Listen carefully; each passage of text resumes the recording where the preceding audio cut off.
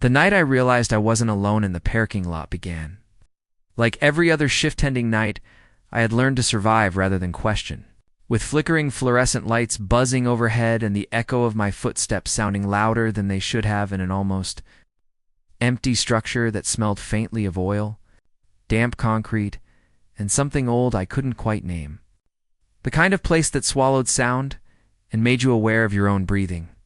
And as I walked toward my car with my jacket pulled tight around me, keys clenched between my fingers out of habit, not fear, I told myself the same lie I always did, that loneliness was safer than attention. That being unseen meant being untouched, a belief I had carried since I was young. Since learning that visibility often came with consequences I wasn't prepared to face, especially as a queer man who had spent years learning how to disappear quietly in public spaces. The parking lot was nearly empty, just rows of parked cars like dormant animals, their metal skins reflecting the cold white light above. And for a moment, there was nothing but the rhythmic tap of my boots and the hum of electricity, until I felt it, that subtle pressure between my shoulders. The unmistakable sensation of being observed, not imagined, not dramatic, but heavy and precise. Like a gaze that knew me, and when I stopped walking, the silence stopped with me, thickening, stretching, becoming deliberate. As though the space itself was holding its breath, waiting to see what I would do next. I told myself not to turn around, that paranoia fed on attention, but my heart had already begun to race. Each beat loud enough to feel in my throat, and when I finally looked back, expecting to see nothing, expecting relief, the emptiness felt wrong, staged, like a room after someone has just stepped out of sight. And that was when I noticed it, the sound that didn't belong, a faint scrape, slow and deliberate, echoing from somewhere deeper in the structure. Not footsteps exactly, but something dragging, something patient. And the logical part of my brain tried to explain it away as pipes, wind, exhaustion. Anything except the truth forming quietly beneath my fear. I wasn't alone. And whatever shared this space with me didn't want to be seen yet. Memories surfaced uninvited then of hiding who I was, of walking home late with my shoulders tight, of the way fear and desire sometimes felt dangerously similar, and I realized with a shiver that the sensation crawling up my spine wasn't just terror, but recognition, as though the presence watching me understood what it meant to exist unseen, to linger in shadows, to wait, and when my phone buzzed suddenly with a message from Eli, my closest friend, the only person who ever made me feel fully real, I nearly dropped it, my breath hitching as his name glowed on the screen, grounding me just enough to move again, to unlock my car with shaking hands.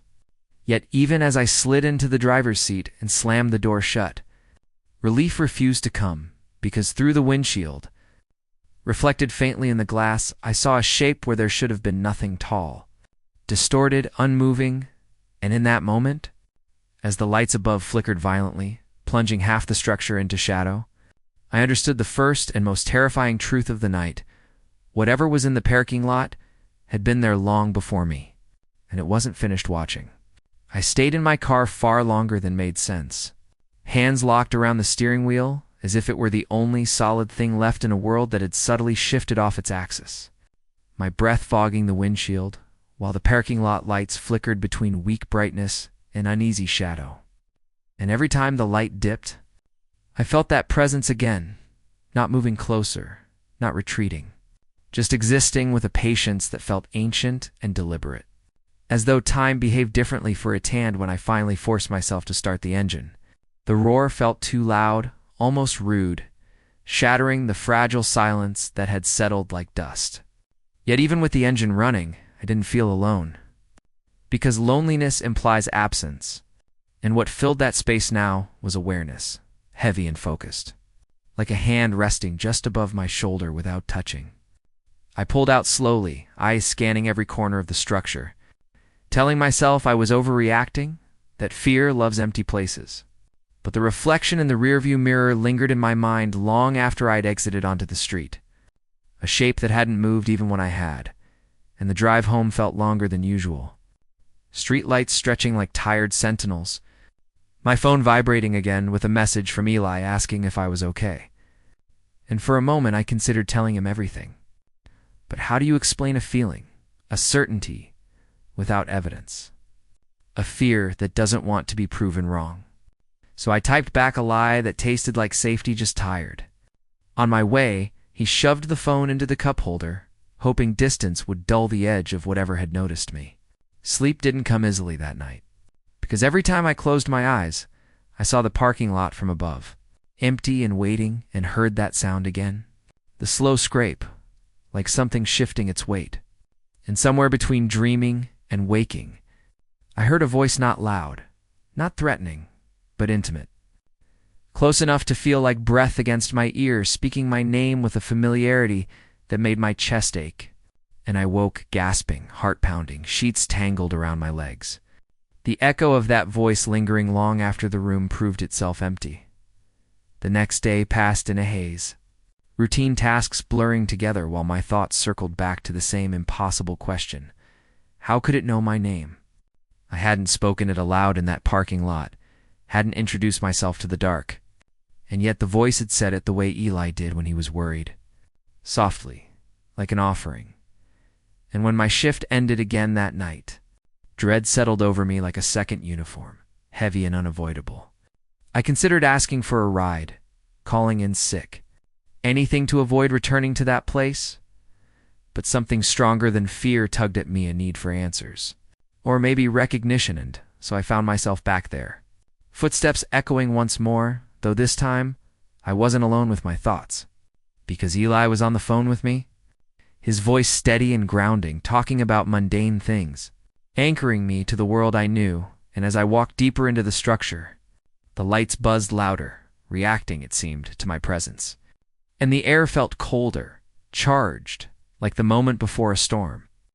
I told Eli about the feeling, about the reflection, about the voice. And he listened without interrupting, without laughing, without trying to rationalize it away, and that quiet belief was more comforting than reassurance, because it told me I wasn't crazy, not to him at least. And when the scrape sounded again closer this time, I stopped walking, my heart hammering as Eli asked what was wrong. And before I could answer, the voice returned, clearer now, resonating through the concrete like a memory made solid, calling my name again, followed by words that sent a chill through me because they weren't threatening. They were tender. You see me now? I dropped the phone, the clatter echoing as it hit the ground. Eli's voice muffled but urgent, and slowly. Against every instinct screaming at me to run, I turned toward the sound, toward the shadow that seemed thicker than the others. And as my eyes adjusted, the shape emerged, not fully formed, not quite human, but undeniably once someone. Its outline wavering like heat over asphalt. Features blurred except for eyes that glowed faintly with something that looked like longing. And in that moment, fear gave way to something more complex, more dangerous, empathy. Because whatever stood before me didn't feel predatory. It felt unfinished, like a sentence cut off mid-word. The presence shifted, the scrape revealing itself as the drag of something tethered. And when it spoke again, the voice carried emotion that settled deep in my chest. Heavy with years of silence, saying, "You walk like me?" Like someone who learned to stay small, and the accuracy of it stole my breath. Because that was the truth I rarely admitted even to myself, that I'd learned to fold inward to survive, to love quietly, to exist on the edges where it was safer. And before I could respond, the lights above us flickered violently, plunging the lot into near darkness. And panic surged back, sharp and overwhelming, because understanding didn't erase danger, and I scrambled for my phone, shouting Eli's name, needing him to hear me, to know I wasn't alone in this moment, even if he couldn't see it. When the light stabilized, the figure was closer, details sharpening just enough for me to see the suggestion of a face marked by something like grief. And I realized then that this wasn't a random haunting, not a monster drawn to empty places, but a story intersecting with mine, a past brushing against the present. And the voice spoke again, softer, almost apologetic, telling me it had waited a long time to be seen, that it lingered where it had last felt something real, something unfinished, and as it spoke, images flooded my mind, unbidden memories that weren't mine, laughter echoing in the same concrete space years ago, a hand brushing another in secret. Fear mixed with joy, and then a moment of violence. Sudden and irreversible, ending everything before it could begin. I staggered under the weight of it, realizing this presence wasn't just watching me, it was remembering through me. Drawn to the familiar shape of a life lived cautiously. And when Eli's voice finally broke through again, louder now, calling my name in panic, the figure recoiled slightly, as if the sound tethered me back to the living world. And for a heartbeat, the parking lot felt like a crossroads, the past pressing close, the present pulling me away. And I understood that whatever bound the spirit here was tied to the same thing that had kept me. It was quiet for so long, fear of being seen, of loving openly, of existing without apology. I picked up my phone with shaking hands and told Eli everything, not filtering, not minimizing. And when I finished, breathless and terrified, there was a long pause before he spoke, his voice thick with emotion as he said he was coming to get me. That I didn't have to face this alone.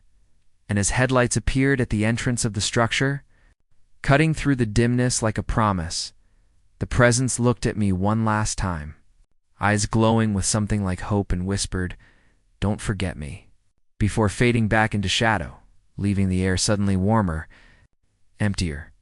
And when Eli reached me, pulling me into a tight embrace that grounded me fully in my body, in the now, I realized the horror wasn't just about what haunted the parking lot, but about what happens when lives are forced into hiding, when stories end too soon. And as we drove away together, I knew this wasn't over, not for the spirit left behind. And not for me, but for the first time, fear wasn't the only thing guiding me forward. I thought leaving the parking lot with Eli would end it. That whatever lingered there was bound to that concrete, those flickering lights, that unfinished place. But fear doesn't always respect boundaries, and neither, it turned out, did memory. Because even as we drove through familiar streets with warm storefronts and quiet houses slipping past the windows, I felt it again, not behind us, not chasing, but present in the way a thought returns when you try not to think it, subtle and insistent, like a name written on the back of your mind. Eli kept one hand on the steering wheel and the other resting lightly on my knee, grounding me in small human ways, talking softly about nothing and everything, reminding me with his voice that I was here, alive, chosen. But every time the car slowed at a red light, my reflection in the window seemed delayed, as if something else were trying to look back through me. And when we finally reached his apartment, the relief I expected didn't arrive, because safety felt fragile now, conditional, like a story I wanted to believe but hadn't finished reading yet. Inside, the apartment smelled like coffee and laundry detergent, familiar and comforting. And Eli wrapped me in a blanket like he'd done 100 times before on nights when the world felt too loud. But this time, my body stayed tense, tuned to something just beyond hearing. And when he asked gently if I wanted to talk more about what I'd seen, I shook my head, not because I didn't trust him, but because putting it into words felt like opening a door I wasn't sure I could close, and so we sat in silence instead. His shoulder pressed against mine, the television murmuring softly, until exhaustion finally pulled me under, dragging me into a sleep that was anything but peaceful. I dreamed of the parking lot again, but it wasn't empty this time, not hollow and echoing, but alive with fragments of a past I had never lived, voices laughing too loudly, a secret kiss stolen between parked cars, the electric thrill of being seen by the one person who mattered in a world that demanded invisibility. And through it all, the same presence moved like a shadow just out of focus, not menacing, but desperate, reliving the same moments as if repetition might change the ending. And when the dream shifted, when laughter turned to shouting and headlights became blinding, I woke with a cry stuck in my throat, Eli already awake beside me, his eyes wide with concern as he asked what I saw. And before I could stop myself, I told him everything, the images, the emotions that weren't mine, the sense that the spirit wasn't haunting me so much as recognizing itself in me. And as I spoke, something changed in the room, the air thickening, pressure building behind my ears like the moment before a storm breaks. And the lamp beside the bed flickered once, twice, before steadying, and Eli went very still, his grip on my hand tightening as he whispered, "I think you're not imagining this, not with fear, but with a quiet resolve that made my chest ache." The first undeniable sign came the next evening. When Eli left the room to grab water and I heard footsteps in the hallway outside the bedroom door, slow, uneven, unmistakable, followed by that same scrape I'd heard in the parking lot. Softer now, almost cautious, and when the door creaked open by itself. The temperature dropped so suddenly my breath fogged in front of me, and the presence emerged from the shadowed corner like a memory taking shape. Clearer than before, more defined, as if proximity to me was giving it strength. I couldn't move, couldn't scream. But fear wasn't the only thing holding me still, because beneath it was recognition. A sense of shared history written not in events, but in emotions. And when the voice spoke again, it wasn't just my name this time, but a sentence that cut deep because it named something I'd spent years avoiding. "You know what it is to hide love." And tears blurred my vision as I nodded because I did know. I knew the way fear teaches you to compartmentalize joy, to survive by shrinking, and as Eli rushed back into the room, stopping short at the sight of the figure standing between us, the presence turned toward him, studying him with a curiosity that felt almost reverent. As if seeing an alternate version of a life it had been denied, Eli didn't run. Didn't shout, didn't try to rationalize what he was seeing. Instead, he stepped closer to me, placing himself slightly in front of me without breaking eye contact with the spirit. And that simple act protection offered without questions, a wave of emotion through the room so strong it made my knees weak. And the presence reacted to, its form wavering, as if struck by a memory of what might have been.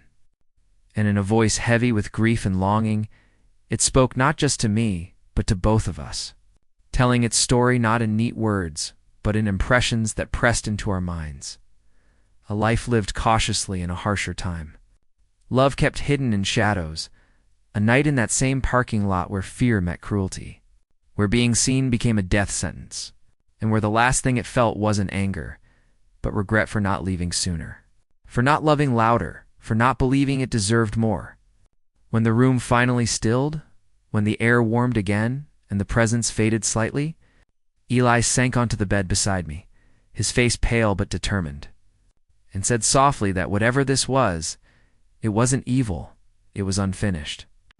And hearing him say that out loud shifted something fundamental inside me. The release wasn't dramatic. There was no sudden disappearance, no violent rush of energy, just a gradual softening, the figure dissolving like mist in morning light. And as he faded, the last thing I felt was warmth, a quiet blessing that settled into my chest and stayed there. And when the room finally returned to normal, when the air stilled and the night outside resumed its ordinary sounds, Eli and I stood together in the aftermath, shaking slightly, not from fear anymore, but from the emotional weight of what we've just carried and set free. He pulled me into his arms then, holding me tightly. And for the first time since this began, I felt entirely present in my own body, grounded and real. And when I whispered that I was done hiding, done waiting for permission to exist fully, he smiled into my hair and told me he'd known that long before I did. In the weeks that followed, life didn't become perfect, but it became honest, and that made all the difference. The parking lot never felt threatening again. Just empty concrete and quiet lights, stripped of its power. And I found myself walking through the world differently. Shoulders back, voice steadier, love no longer something I tucked away for safety. And sometimes, in quiet moments, I thought of the man who never got that chance.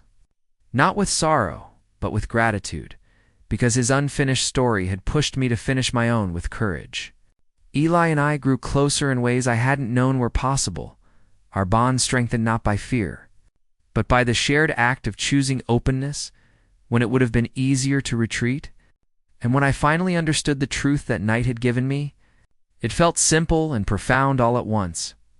I hadn't been alone in the parking lot, and I wasn't alone anymore.